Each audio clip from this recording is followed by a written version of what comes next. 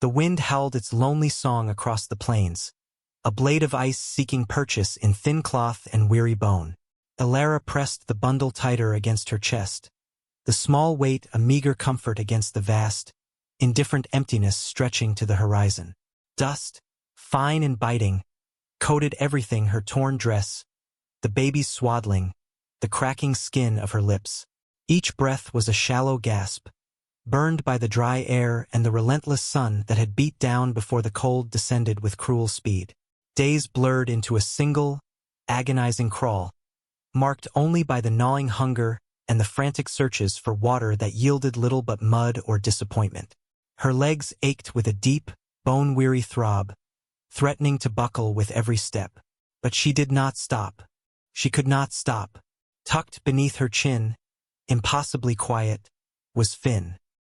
His small face was pale, his eyelids fluttering occasionally, a fragile spark in the encroaching dark. He was the reason for the relentless, desperate march, the tiny engine driving her forward through the physical collapse that clawed at her mind.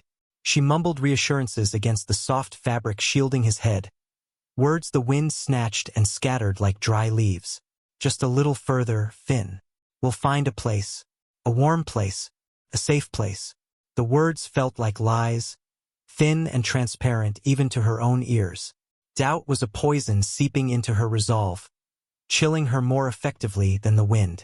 She had fled, leaving behind only fear and the lingering stench of something foul. She had hoped for sanctuary, for kindness, for any flicker of recognition that she and her child were fellow humans deserving of breath. Instead, she had found only closed doors, suspicious eyes, or worse, a cruel amusement in her plight. This isolated dwelling, little more than a low-slung cabin huddled against a rise, was her last, desperate gamble. Smoke curled thinly from its stone chimney, a siren call of warmth and life in this desolate landscape. She had seen it from miles off, a tiny smudge against the immensity, and poured the last of her failing strength into reaching it. Now, standing before the rough-hewn door, her courage faltered. What if the occupant was like the others? Or worse, what if he turned her away, leaving them to the wolves that sometimes shadowed the twilight, their eyes glinting like malevolent stars? Her fingers, stiff with cold, fumbled against the wood, a weak, hesitant rap. It felt pathetic, the sound swallowed almost immediately by the wind's roar. She waited, straining to hear any movement from within, her heart hammering against her ribs. The silence stretched, thick and heavy. Despair threatened to overwhelm her. Had she come all this way for nothing? Was this the end of the path, the place where the cold finally claimed them? Just as she began to turn, the door creaked open. He stood silhouetted against the dim interior light, a large, solid shape that filled the doorway. His face was obscured by shadow and a thick beard, but she could feel the weight of his gaze, assessing, impassive. He didn't speak. He simply stood there, radiating a quiet, formidable presence that was neither welcoming nor overtly hostile. It was the stillness of a man who lived alone, accustomed to his own company and the silence of the wilderness. Alara's voice was a raspy whisper, barely audible above the wind. "Please," she croaked, the word tearing at her raw throat. We need shelter, just for the night. He's cold." She held the bundle forward slightly, pulling back a corner of the fabric just enough to reveal the sleeping infant's face. His eyes flickered down to Finn, and she thought she saw a subtle shift in his posture, a fractional softening around the edges of that imposing stillness. But it was gone as quickly as it appeared. He didn't move aside. He didn't invite them in. He simply continued to look, his expression unreadable. The silence stretched again, agonizingly. The wind whipped around them, stinging her cheeks, tugging at her thin clothes. She felt the last reserves of her strength draining away, leaving her lightheaded and weak. Her knees trembled violently. She knew, with a certainty that chilled her to the bone, that if he said no, she would not have the strength to walk away. This was the end. This door. This man. She swayed, the world tilting precariously. He took a half step back then, a single, deliberate movement that created a narrow opening. He didn't say anything. He didn't have to. The unspoken invitation hung in the frigid air. With a rush of gratitude so profound it brought tears to her eyes, Elara stumbled across the threshold, carrying her precious burden into the unknown warmth beyond the door. The air inside was thick with the smell of wood smoke, dried herbs, and something else she couldn't quite place, the scent of solitude, perhaps, mingled with the faint aroma of cooking meat. It was blessedly warm, a stark contrast to the biting cold she had just escaped. She stood just inside the door, shivering uncontrollably, too weak to move further into the room. The man closed the door quietly, sealing them inside. He turned, and in the faint light from the single lamp flickering on a rough-hewn table, she could see his face more clearly. It was weathered, lined, his eyes a piercing, pale blue set beneath heavy brows. He looked as much a part of the harsh landscape as the rocks outside. He didn't offer a hand or a word of welcome. He simply gestured with his head towards a small cot tucked against the far wall near the stone fireplace. His movement was economical, direct. "Sit there," the gesture said. "Rest." Elara nodded, too exhausted for words, and shuffled towards the cot, her legs feeling like lead weights. She sank onto it with a sigh, carefully adjusting Finn in her arms. The man watched her, his gaze steady, assessing her weakness without apparent judgment. He moved towards the fireplace, adding a log to the dying embers, coaxing the flames back to life. The light grew stronger, casting dancing shadows on the rough walls of the cabin. It revealed a room that was Spartan but orderly, a table, a few chairs, shelves lined with jars and various tools, a sleeping pallet in the corner. A man's room, a solitary man's room. She felt a pang of intrusion, of being an unwanted disruption in this quiet, self-contained world. But the warmth was a blessed relief, spreading slowly through her chilled limbs. She looked down at Finn. His breathing was shallow but steady. He was safe for now. The next few days were a haze of exhaustion and tentative recovery. Elara slept for long stretches, roused only by Finn's soft cries or the need for water. The man, Silas, she learned his name was, moved quietly around the cabin, a silent, watchful presence. He brought her water in a tin cup, left simple food stew, hard bread, within reach. He didn't ask questions. He didn't make demands. He simply let her be, letting her body reclaim its strength at its own pace. His silence wasn't unfriendly. It was simply complete. He spoke only when necessary, his voice low and gravelly. "Water, eat." Would his eyes, however, seemed to communicate more than his words. They watched her movements, Finn's needs, the way she held herself. They held a deep, quiet assessment, but devoid of the sharp, probing curiosity or the cruel dismissal she had come to expect from strangers. Elara, too weak for conversation, offered only quiet nods and whispered thanks. She ate the food he provided, grateful for every meager bite that gave her strength.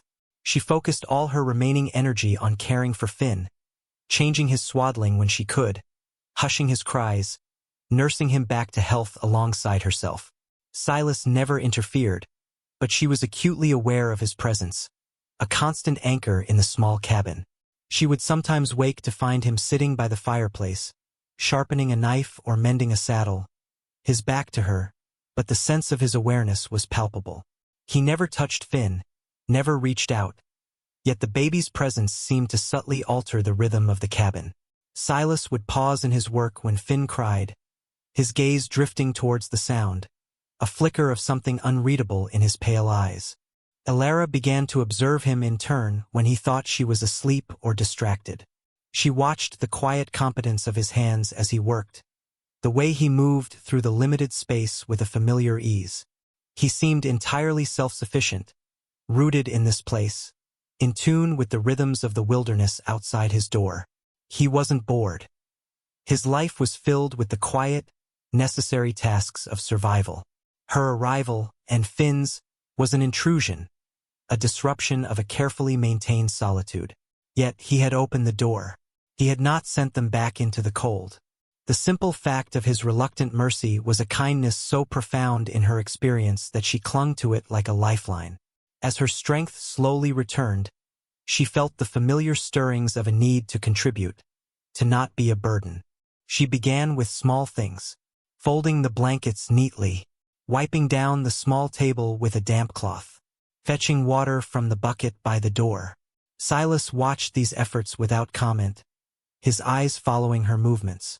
One afternoon, while he was outside, she tried to sweep the dirt floor with a crude broom made of bound branches. It was heavier than it looked, and her arms still trembled, but she persisted.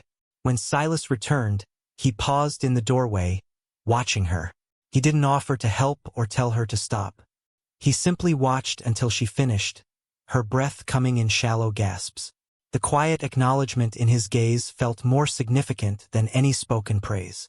It was an acceptance, a recognition of her returning capability. The atmosphere in the cabin remained sparse, the dialogue minimal, but a new, subtle rhythm began to emerge, the quiet hum of two independent lives cautiously coexisting under one roof, linked by the fragile life of the child between them and the unspoken debt she owed the silent man who had opened his door. With returning strength came a reawakened awareness of the dangers that had driven her to this remote corner of the world. Her past wasn't just a shadow. It was a potential threat, a persistent hunter that might eventually track her down. The thought tightened a knot of fear in her stomach. She couldn't stay here indefinitely, putting Silas and his solitary life at risk. But leaving felt impossible. Where would she go? How could she survive alone again with Finn? Her gaze often drifted towards the single barred window, watching the vast, empty landscape, feeling both the freedom and the terrifying exposure it represented. Silas seemed to sense the shift in her, the return of a guardedness that went beyond physical weakness. His watchfulness intensified, his eyes sharper as they scanned the approaches to the cabin when he stepped outside. He didn't question her about her past, and she offered nothing.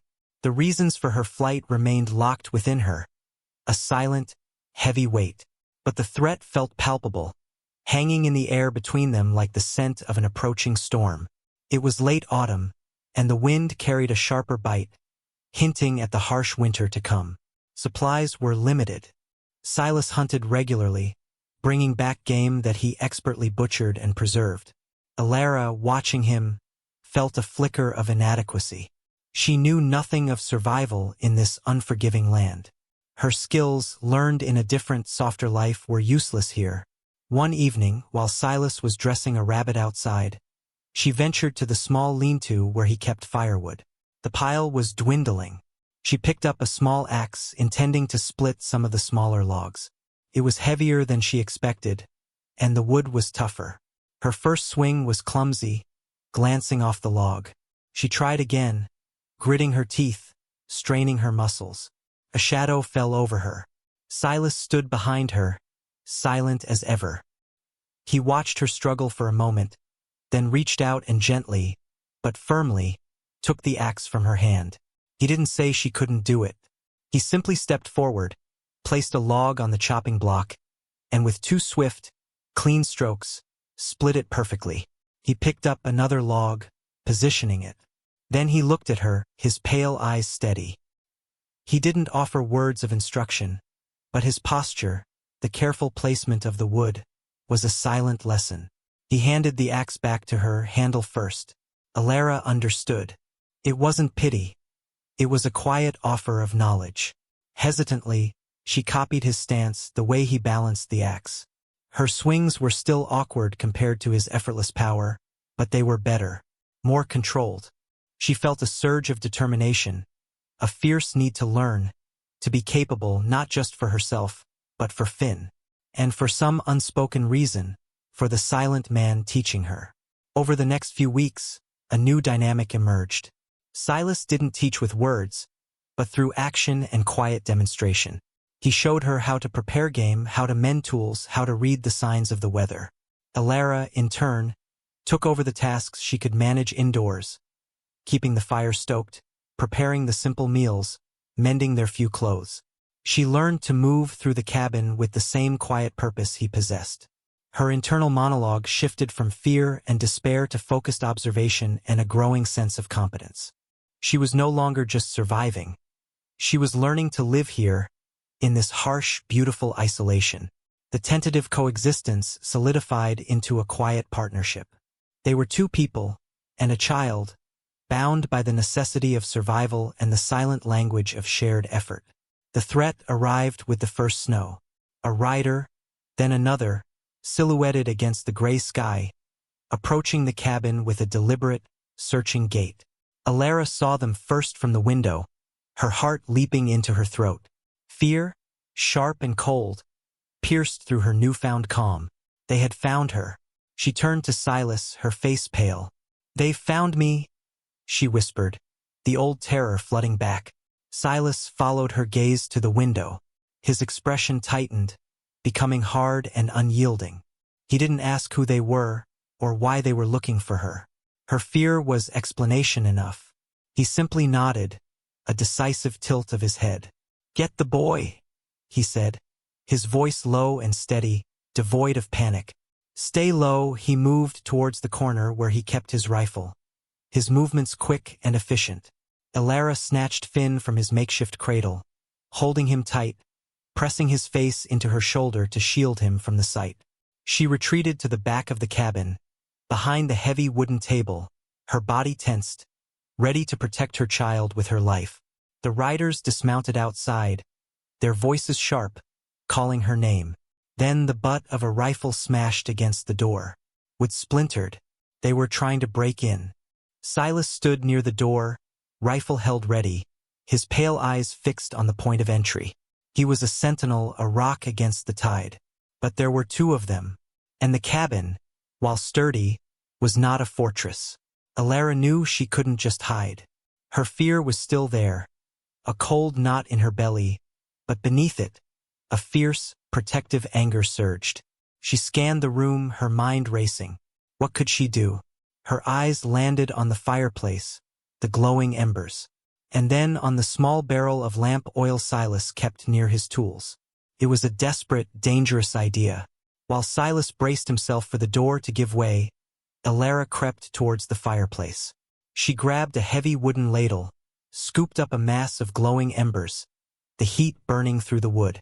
Ignoring the pain, she scrambled back, reaching the barrel of oil just as the door groaned and began to splinter further. "Move!" she yelled at Silas, her voice raw with urgency. He glanced back, saw what she was doing, and understood instantly. He backed away from the door as it burst inward, two figures framed against the snow-filled doorway, rifles raised. "Alara, we know you're in here," one of them shouted. As they stepped over the threshold, Alara threw the ladle full of embers, aiming for the spill of oil that had inevitably accumulated around the top of the barrel over time. The embers hit the oil, and a sheet of flame erupted instantly, spreading across the floor just inside the doorway, licking upwards. The attackers recoiled with yells of surprise and pain, stumbling back out into the snow to extinguish the flames that had caught on their clothes. It was a moment of chaos, of shock. Silas seized the opportunity. Stepping through the smoke and heat, he fired his rifle. One man went down. The other scrambled back, abandoning his partner, vanishing into the swirling snow. Silence fell, broken only by the crackle of the fire and Silas's heavy breathing. Alara stood trembling, still clutching Finn, staring at the flames she had ignited. She had faced her pursuers, not with a weapon, but with fire and resourcefulness. And she had fought back. Silas extinguished the flames quickly, using a wet blanket. The cabin was smoky, the smell of burned oil acrid, but the immediate threat was gone. One lay dead in the snow just outside the ruined doorway. The other had fled, likely wounded, swallowed by the vast white emptiness. Silas didn't say much. He boarded up the doorway as best he could, reinforcing it against the cold and any lingering danger. He looked at Alara differently now, not with just assessment or quiet acceptance, but with a clear, unambiguous respect. He had seen her fear, but he had also seen her courage, her quick thinking, her fierce protectiveness. She hadn't frozen. She had acted, decisively and effectively. She had saved them both. She, who had arrived at his door a broken, terrified creature, had shown a strength he hadn't anticipated, perhaps a strength she hadn't known she possessed herself. That night, wrapped in blankets by the repaired fireplace, the wind still howling outside, she held Finn close. The fear hadn't entirely vanished, but it was different now. It was tempered by a quiet pride in what she had done, by the knowledge that she was capable of fighting back, of protecting her child. She looked across at Silas, sitting in his usual place, cleaning his rifle. Their eyes met in the flickering firelight. There was no need for words. The shared danger, the shared victory, had forged a bond stronger than any conversation could create. He was no longer just the silent man who had given them reluctant shelter. He was a partner. Protector, yes, but she had protected him too. His solitary world had been irrevocably altered, not by boredom, but by the vibrant, unpredictable pulse of life, by the vulnerability and resilience of a woman and her child. Her journey from despair had led her not just to safety, but to a quiet understanding of her own strength, and to an unexpected connection with a man who had lived in solitude for so long. The future was still uncertain, held within the vast, untamed land outside their door. But facing it together, not just surviving, but building something new from the embers of the old, felt not like an ending, but a beginning. The cabin, once a symbol of his isolation and her last hope, was now simply home.